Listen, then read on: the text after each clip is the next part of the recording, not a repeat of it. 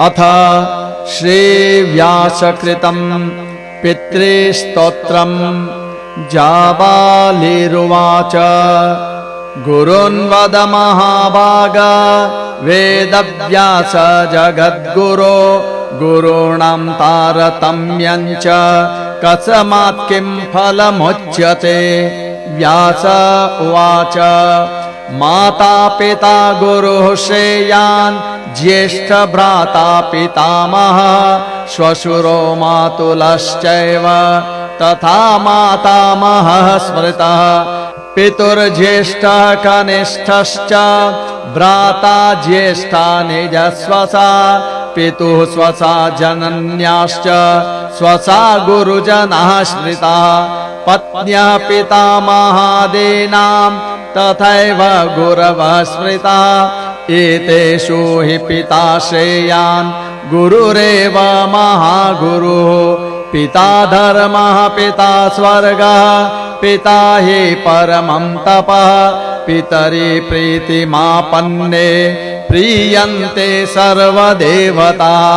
पिता यस्य क्वचिद् रुष्टो न तस्य कस्यचिद् गते।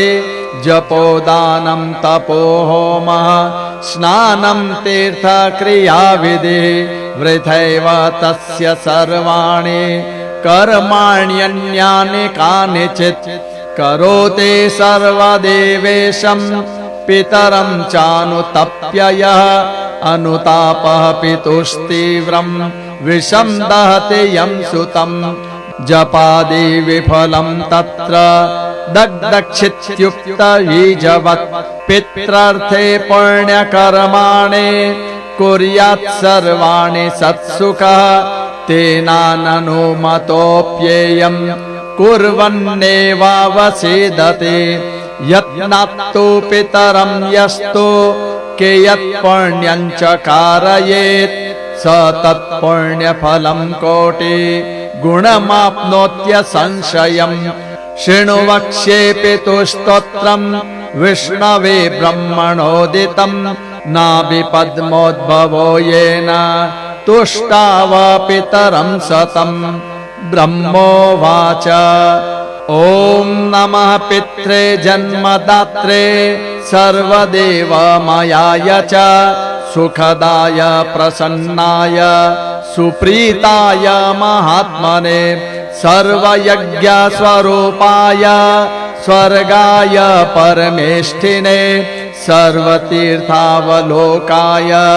करुणासागराय च नमः। सदाशुतोषाय शिवरूपाय ते नमः। सदापराधक्षमिणे सुखाय सुखदाय च दुर्लभं मानुषमिदं येन लब्धं मया वपुः संभावनीयं धर्मार्थे तस्मै पित्रे नमो नमः। तीर्थस्नान तपोहोम जपादि यस्य दर्शनं महागुरोश्च गुरवे तस्मै पित्रे नमो नमः। यस्य प्रणामस्तवनात् कोटिश पितृतर्पणम् अश्वमेधशतैस्तुल्यं तस्मै पित्रे नमो नमः। इदं स्तोत्रं पितुः पुण्यं य पठेत् प्रयतो नरः प्रत्यहं प्रातरुत्थाय पितृश्राद्धदिनेऽपि च स्वजन्मदिवसे साक्षात् पितुरग्रे स्थितोऽपि वा न तस्य दुर्लभं किञ्चित् सर्वज्ञतादिवाञ्छितं। नानापकर्म कृत्वापि यस्ताते पितरं सुतः स ध्रुवं प्रविधायैव प्रायश्चित्तं सुखी भवेत्। पितुः प्रीतिकरो नित्यं सर्वकर्माण्यथार्हति। इति बृहद्धर्मपुराणे पितृमातृभक्तिर्नाम द्वितीयोऽध्यायान्तर्गतं व्यासप्रोक्तं पितृस्तोत्रं सम्पूर्णम्।